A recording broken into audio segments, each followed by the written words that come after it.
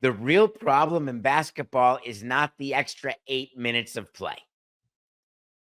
Dear Adam, the real problem in basketball is your stars don't play, and when they do play, the game is so ugly to watch because it's chuck and duck. That's it. Everybody has decided analytically that you're either behind the line or you're dunking the ball at the hoop. The mid-range jump shot, the 15-foot jump shot, the pick and roll, the give and go, it's done. It's ISO, 1-on-4, get into the lane and then kick out for a low percentage three and watch a team shoot 7 for 43. And then if you're lucky, you can watch the start of the game where a team's up by 15 and say to yourself, wow, that doesn't matter because I only need to watch the last 2 minutes. And then you say to yourself, to watch the last 2 minutes, I better keep about 22 minutes of my time available because it takes forever. How about that? How about addressing the real issues that face basketball and not get on camera and talk about the fact that you want your game to have the international number of minutes because, spoiler alert, you want to do an NBA Europe League. Spoiler alert, you have a huge interest in figuring out how that you can get more fans, how you can get more money, trying to wonder why it is that people have issues with Joel Embiid making a hundo for watching games. And now we're meant to think that this is going to be the thing they're going to focus on. Mike Malone is the Nuggets coach, and he was happy. He said, I love that the NBA is looking at viewership trends. But he said, I give the league credit because they're always trying to find ways to keep the fans engaged. But I hope we don't go to 10-minute quarters.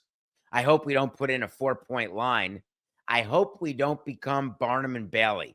That's a circus who abuses elephants and then is no more.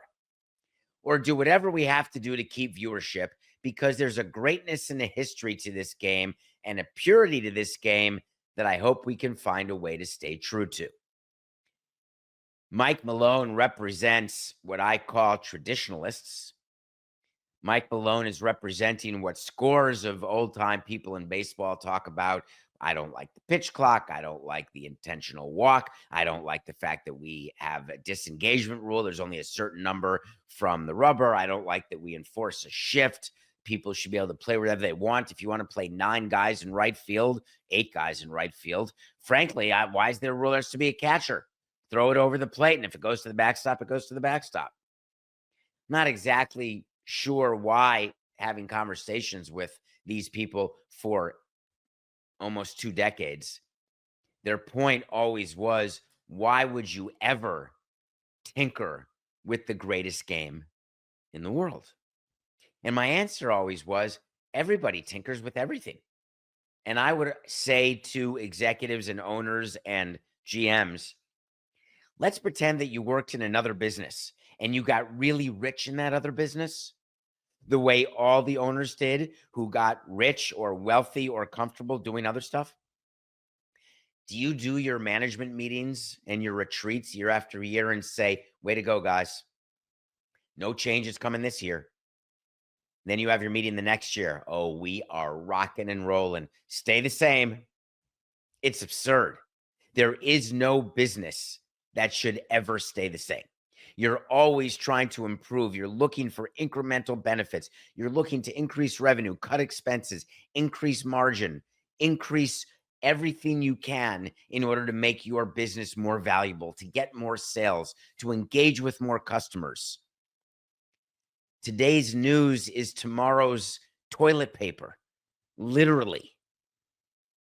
And so for anyone who says we don't want the NBA to change, I would say let's look to where we do want the NBA to change. And then I would tell you that the 10-minute quarter is like 69th on the list.